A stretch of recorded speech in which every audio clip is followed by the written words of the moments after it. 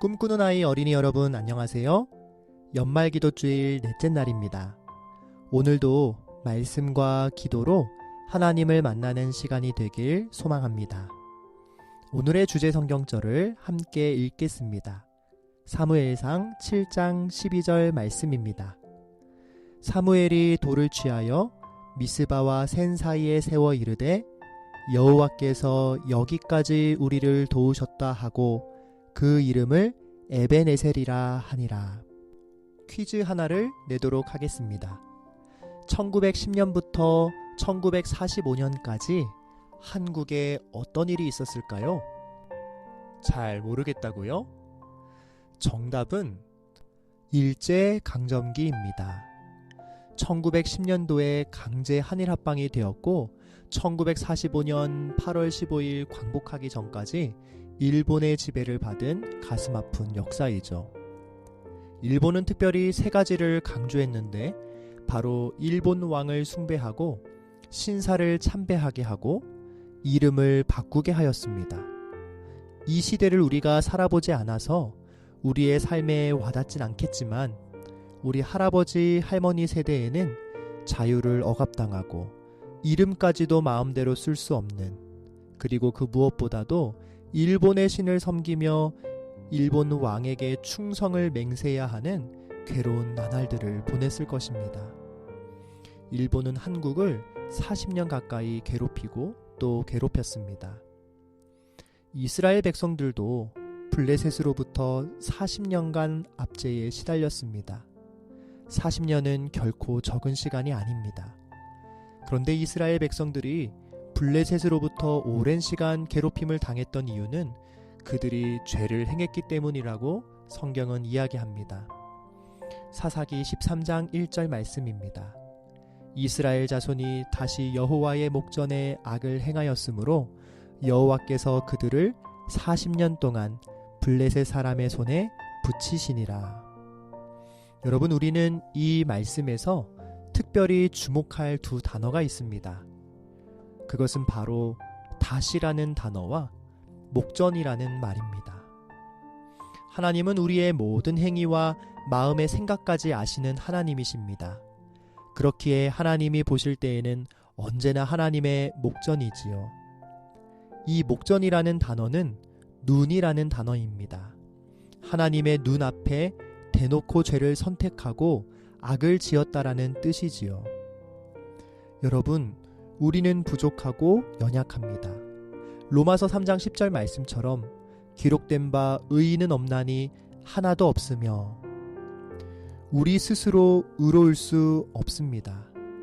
그런데 대놓고 악을 저지르는 것과 죄를 짓지 않으려고 노력하는 것의 차이는 너무도 큽니다. 사랑하는 어린이 여러분, 죄는 우리를 괴롭히고 또 괴롭힙니다. 우리의 마음의 평안을 빼앗고 자유를 억압하며 하나님의 사랑을 오해하고 하나님을 불신하게 만듭니다. 그래서 우리는 죄에 대한 예민한 마음을 가지고 죄를 미워하고 죄를 버려야만 하는 것입니다. 우리가 어떻게 하면 죄를 버릴 수 있을까요? 그것은 오늘 말씀에서 나타난 에벤에셀의 하나님, 도우시는 하나님과 함께할 때에만 가능하다는 사실을 꼭 기억하게 되기를 간절히 바랍니다. 이 시간 하나님의 도움을 경험한 한 사람을 통해 에벤에셀의 하나님을 만나도록 하겠습니다. 다윗은 유다 베들레헴 에브랏 사람 이세라 하는 자의 아들이었는데, 이세는 사울 당시 사람 중에 나이 많아 늙은 자로서 8 아들이 있는 중. 여러분, 다윗에게는 형 7명이 있었습니다. 어려서부터 양을 치며 부모님과 형들 밑에서 여러 도움을 받으며 행복하게 지냈을 것입니다. 사무엘상 16장 13절 말씀을 함께 보도록 하겠습니다. 사무엘이 기름불을 취하여 그 형제 중에서 그에게 부었더니 이날 이후로 다윗이 여호와의 신에게 크게 감동되니라. 사무엘이 떠나서 라마로 가니라.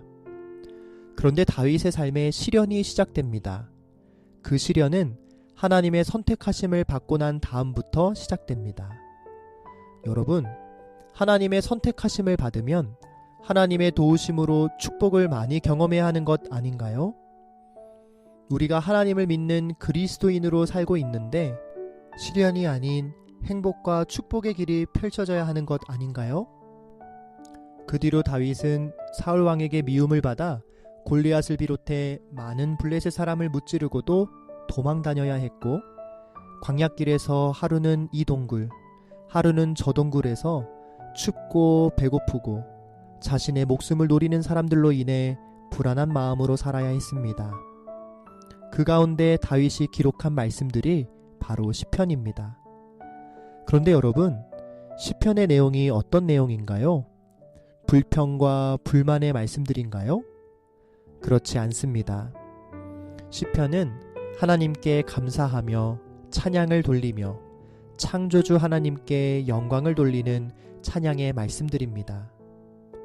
다윗은 자신의 목숨을 노리는 자들 가운데서도 어떻게 하나님을 찬양할 수 있었을까요? 그것은 언제 어디서나 어떠한 상황에서도 자신을 도우시고 지키시는 하나님을 경험했기 때문입니다. 주는 나의 도움이 되셨음이라. 내가 주의 날개 그늘에서 즐거이 부르리이다. 사랑하는 어린이 여러분, 에벤에셀의 하나님, 여기까지 나를 도우시고 인도하시는 하나님을 우리 모두 경험하게 되기를 바랍니다.